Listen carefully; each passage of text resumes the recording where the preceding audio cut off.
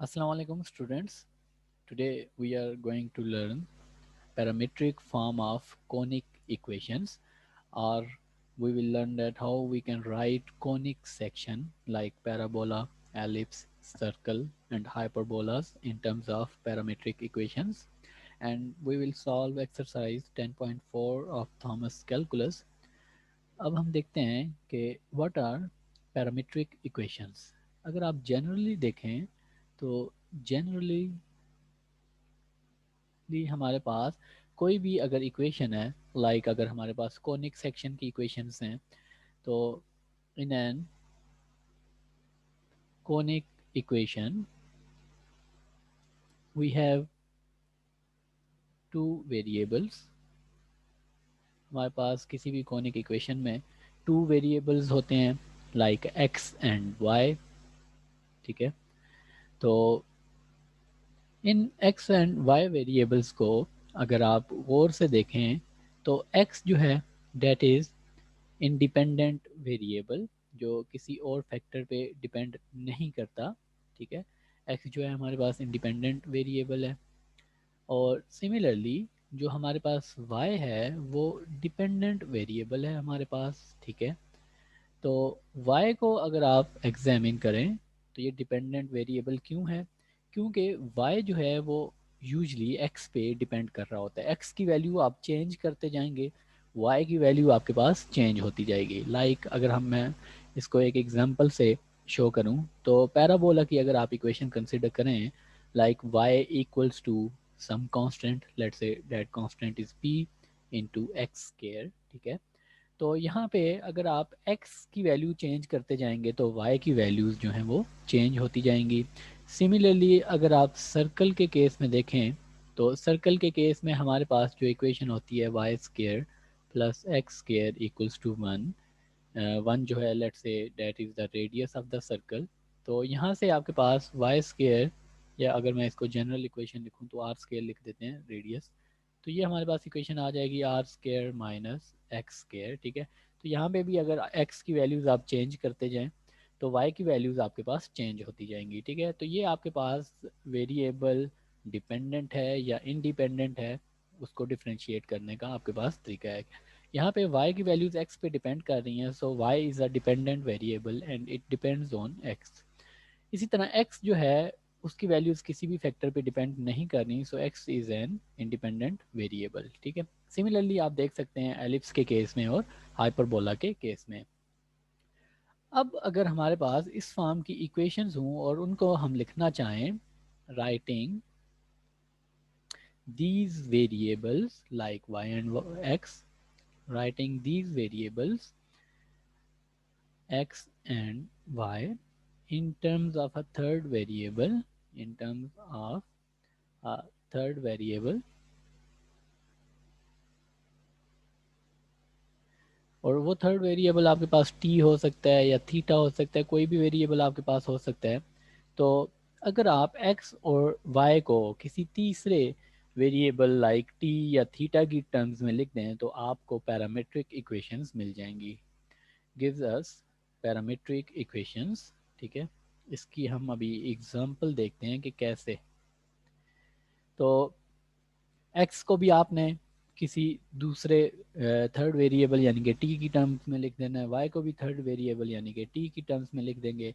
तो ये जो हमारे पास x और y की इक्वेशंस बनेंगी, यानी कि x भी डिपेंडेंट वेरिएबल हो जाएगा because x is depending on t, और y भी डिपेंडेंट वेरिएबल हो जाएगा क्योंकि y भी t पे डिपेंड कर रहा होगा।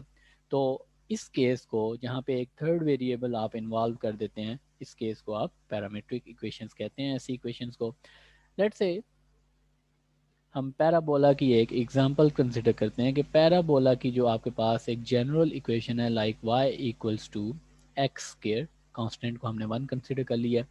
तो इस केस में आप पैरामीट्रिक इक्वेशंस जो हैं वो कैसे लिख सकते हैं? पैराबोला के केस में पैरामीट्रिक इक्वेशन का बेसिकली एक सेट होता है, एक इक्वेशन जो है वो पैरामीट्रिक इक्वेशन नहीं होती। पैरामीट्रिक इक्वेशन बेसिकली आपके पास सेट ऑफ इक्वेशन होता है जिसमें आपके पास टू इक्वेशंस होती हैं। तो पैरामीट्रिक इक्वेशंस जो हैं वो आपके पास पेयर होता है ऑफ इक्वेशंस। ठीक है जी, तो यहाँ पे हमारे पास लेट से हम x को इक्वल्स टू t कंसिडर कर लेते हैं, तो हमारे पास जो फर्स्ट इक्वेशन आ गई that is x equals to t, और ये हमारे पास पहली पैरामीट्रिक इक्वेशन आ जाएगी। अगर आप इसको इस ऊपर वाली इक्वेशन में पुट कर दें तो हमारे पास y इक्वल्स टू, यहाँ पे x की वैल्यू पुट कर दें विच इज़ t, तो y equals to t square आपके पास आ जाएगा। ठीक है, तो ये आपके पास दूसरी पैरामीट्रिक इक्वेशन आ जाएगी। ठीक है, x is depending on t, also y is depending on t, so this is a set of parametric equations, we have a pair of parametric equations। ठीक है, तो इस तरह से आप इक्वेशंस को लिख सकते हैं।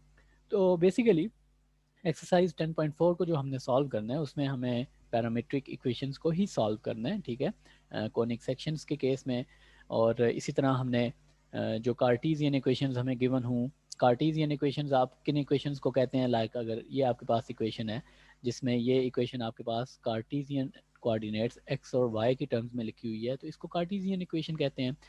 ये दोनों इक्वेशंस जो हैं, इक्वेशन 1 और इक्वेशन 2, ये आपके पास पैरामीट्रिक इक्वेशंस हैं। ठीक है, तो ये हमारे पास एक्सरसाइज 10.4 में हमने जो काम करना है वो ये है कि कार्टीजियन इक्वेशंस को पैरामीट्रिक इक्वेशंस की फॉर्म में लिखना है, या फिर पैरामीट्रिक इक्वेशंस को कार्टीजियन इक्वेशंस की फॉर्म में लिखना है। तो ये कोई मुश्किल काम नहीं है। एक्सरसाइज 10.4 हम स्टार्ट करते हैं। ठीक है, और एक्सरसाइज 10.4 में जो क्वेश्चंस आपने सॉल्व करने हैं वो हैं question number 1 to question number 12, और सिमिलर क्वेश्चंस हैं, जस्ट आपको कुछ आइडेंटिटीज़ जो हैं उनका आइडिया होना चाहिए, आप इन इक्वेशंस को सॉल्व कर सकते हैं easily.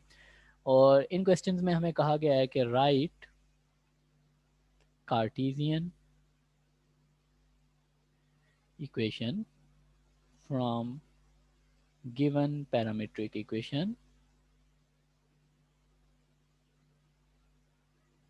from given parametric equations, also draw their graph, और ग्राफ भी हमने ड्रा करना है। और ग्राफ्स को ड्रा करना हम डिटेल में सीख चुके हैं इन एक्सरसाइज 10.1, 10.2, 10.3। इन तीनों एक्सरसाइजेज में हमने हाइपरबोला, सर्कल, पैराबोला और एलिप्स, इन चारों कॉनिक्स के ग्राफ जो हैं वो ड्रा करना डिटेल में सीखा था। तो आज के लेक्चर में हमने पैरामीट्रिक इक्वेशंस को डिस्कस करना है, और फर्स्ट क्वेश्चन है हमारे पास कि हमें गिवन है x equals to cos t and y equals to sine t. ठीक है, where t is less than or equals to pi and greater than or equals to 0। तो हमने इन पैरामीट्रिक इक्वेशंस से हमने कार्टेशियन इक्वेशन जो है वो लिखनी है corresponding to these parametric equations। तो इसको लिखने का मेथड आपके पास क्या है? मेथड हमारे पास मोर देन वन मेथड्स है। जो फर्स्ट मेथड है वो यहाँ पे मैं बताता हूँ। लेट्स से ये हमारी इक्वेशन 1 है और ये हमारे पास इक्वेशन नंबर 2 है। इसको सॉल्व करते हैं हम। तो सिंस वी नो दैट यहाँ पे ट्रिग्नोमेट्रिक फंक्शन हैं आपके पास, तो हमारे पास cos square T plus sine square T equals to 1 होता है। और यहाँ से अगर आप देखें तो आपके पास साइन स्केयर टी आ जाएगा equals to 1 minus cos square t. ठीक है, और साइन टी आपके पास इक्वल्स टू आ जाएगा 1 minus cos square t and square root. इसको आप पुट कर दें इक्वेशन नंबर 2 में। इक्वेशन नंबर 2 में जब हम इसे पुट करेंगे तो हमारे पास आ जाएगा y इक्वल्स टू, यहाँ पे साइन टी की हम वैल्यू पुट कर देंगे जो अभी हमने फाइंड किया है, which is 1 minus cos square T. यहाँ पे अगर आप देखें तो cos t की वैल्यू और उसका स्केयर भी इन्वॉल्व है। तो cos t की वैल्यू क्या है? इक्वेशन 1 से आपके पास x है, cos t आपके पास इक्वल्स टू x है, तो इसको पुट कर दें अब इक्वेशन में, तो हमारे पास आ जाएगा 1 माइनस एक्स, और cos का स्केयर भी है तो x स्केयर। तो यहाँ पे अगर आप इस इक्वेशन को स्केयर कर दें, स्क्वेयरिंग बोथ साइड्स, तो हमारे पास जो इक्वेशन बन जाएगी वो बन जाएगी y square equals to 1 minus x square, या फिर आप इसको लिख सकते हैं y square plus x square equals to 1। तो ये इक्वेशन अगर आप गौर से देखें तो आपको यहाँ पे क्लियरली नज़र आ रहा है कि ये आपके पास इक्वेशन ऑफ सर्कल है। जनरल इक्वेशन ऑफ सर्कल आपके पास क्या होती है? Y square plus x square equals to r square. ठीक है, तो ये हमारे पास सर्कल की इक्वेशन है, और एक ऐसा सर्कल जिसका सेंटर कहाँ पे है? यानी कि ओरिजिन पे है, 0 0 पे है। So this is equation of circle with radius.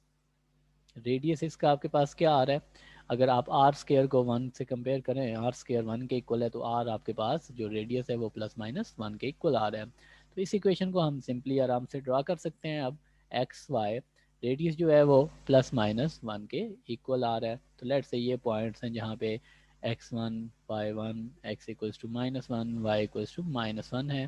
तो इसको आप इन पॉइंट्स को मैच करेंगे तो आपके पास एक सर्कल बन जाएगा, और जिसका रेडियस आपके पास 1 के इक्वल है। ठीक है, now the next question is question number 4।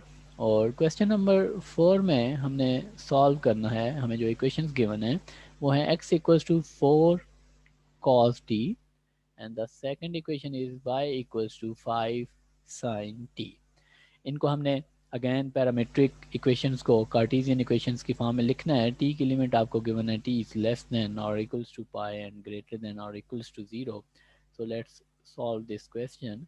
यहाँ पे अगेन आप वही फार्मूलिज्म यूज़ करेंगे। हमारे पास y किसके इक्वल है, हमारे पास है y equals to 5 sin t। तो यहाँ से आपके पास आ जाएगा y इक्वल्स टू 5 साइन को आप लिख सकते हैं square root of 1 minus cos square t। Identity हमने वही यूज़ कर ली जो हम लास्ट क्वेश्चन में यूज़ कर चुके हैं। ये इक्वेशन 1 और ये इक्वेशन 2 है लेट से आपके पास। ठीक है जी, तो यहाँ से अब हमने किसकी वैल्यू पुट करनी है, आपने यहाँ से कॉज की वैल्यू पुट करनी है। ठीक है, लेट से ये मेरी इक्वेशन नंबर 3 है, मैंने पहले कॉज की वैल्यू कैलकुलेट करनी है from equation 1। From equation 1, equation 1 को आप लिख सकते हैं x divided by 4 equals to cos t। ठीक है, 4 को आप डिवाइड कर दें लेफ्ट साइड पे और equals to cos t. Cos t की वैल्यू आ गई, इसको पुट कर दें आप इक्वेशन नंबर 3 में। तो इक्वेशन नंबर 3 में इसको पुट करें तो ये सिंपल सा क्वेश्चन है हमारे पास, इसकी फॉर्म बन जाएगी y equals to 5 square root of 1 minus x divided by 4, और कॉस का स्केयर था यहाँ पे तो स्केयर भी हमें कंसिडर करना है। इसको मैं लिख सकता हूँ y divided by 5 equals to square root of 1 minus x square divided by 4 square. ठीक है जी, तो ये आपके पास इक्वेशन बन जाएगी। 5 को हम लेफ्ट साइड पे ले आए, इसको डिवाइड कर लिया। अब आप अगेन कर लेंगे वही काम which is squaring both sides.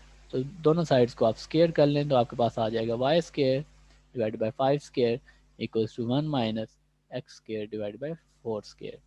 तो ये इक्वेशन हमारे पास बन जाएगी x square divided by 4 square. इस टर्म को आप लेफ्ट साइड पे ले आए तो प्लस हो जाएगी, यानी कि पॉजिटिव टर्म में कन्वर्ट हो जाएगी आपके पास। Y square divided by 5 square equals to 1। तो ये आपके पास क्लियरली इक्वेशन ऑफ एलिप्स है। ठीक है, so this is equation of ellipse. यहाँ पे हमने इसको डायग्नोज कर लिया कि ये आपके पास इक्वेशन है एलिप्स की। अब हमने इसको ड्रॉ भी करना है। तो जब आपने इसको ड्रॉ करना है तो यहाँ से सबसे पहले आपने देखना है कि ए आपके पास 4 के इक्वल है और बी जो है वो आपके पास 5 के इक्वल है। तो यहाँ पे बी इज़ ग्रेटर देन ए। जब बी आपके पास ग्रेटर देन ए हो तो उस केस में हमने एक एक्सरसाइज 10.1 में पढ़ा था कि when b is greater than a then ellipse is elongated elongated along y axis। Ellipse जो है वो y एक्सिस के साथ elongate होगी, यानी कि कुछ इस फॉर्म की एलिप्स बनेगी जो y एक्सिस के साथ elongated होगी। क्यों? क्योंकि b ग्रेटर देन a होने का मतलब ये है कि सेमी माइनर एक्सिस जो b जो y एक्सिस पे था वो ग्रेटर है सेमी मेजर एक्सिस यानी कि जो a एक्सिस है जो x एक्सिस है उससे। ठीक है, क्योंकि आपके पास a जो है वो एक्स एक्सिस पे लाई करता है, यानी कि ये लेंथ ए आपके पास होती है और जो वाई एक्सिस के अबाउट एलिप्स की लेंथ होती है वो आपके पास बी होती है।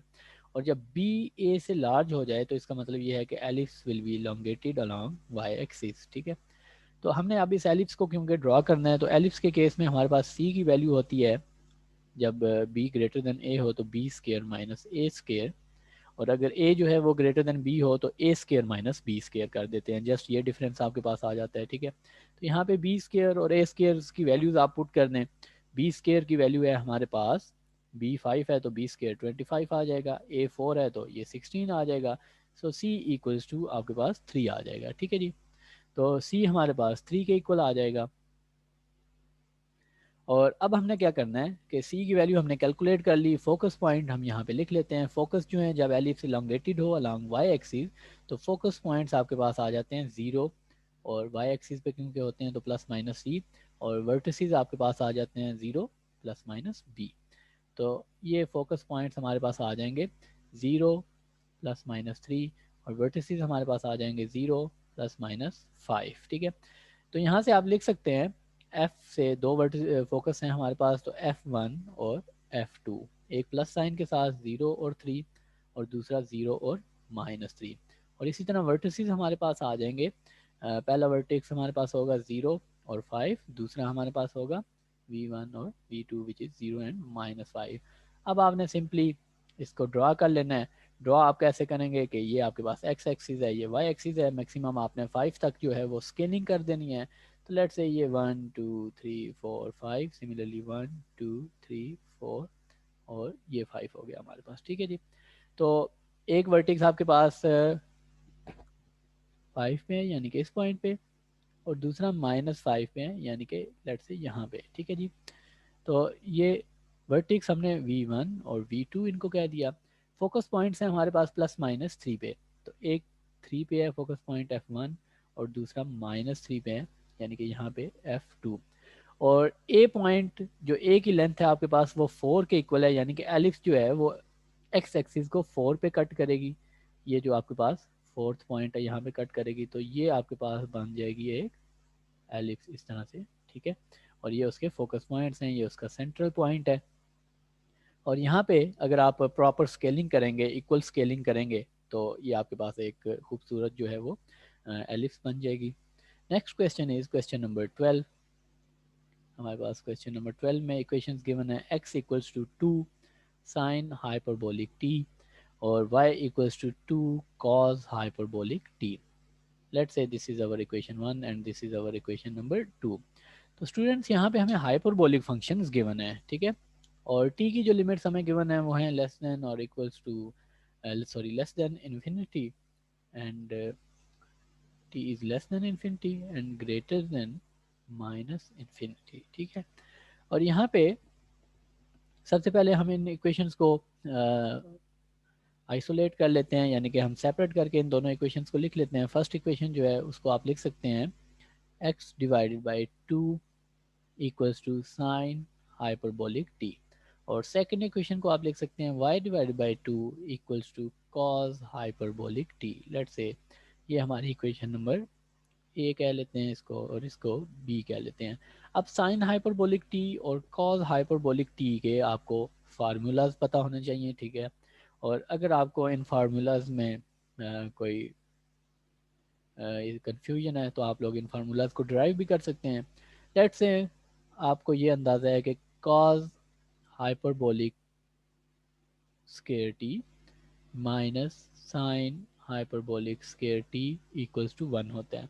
इसको चेक करने का मेथड आपके पास क्या है, इसको आप चेक भी कर सकते हैं कि अगर आप कंफ्यूज हैं कि इसमें माइनस साइन आता है या प्लस का साइन आता है, तो हाइपरबोलिक फंक्शंस हैं इनमें साइन जो हैं वो ट्रिग्नोमेट्रिक फंक्शन से कुछ ना कुछ कभी कभी डिफरेंट होते हैं, तो इसको आप चेक कर सकते हैं। लेट्स से हमारे पास है cause hyperbolic square t minus sine hyperbolic square T. यहाँ पे कॉज हाइपरबोलिक की वैल्यू पुट कर दें which is E T plus E minus T divided by 2।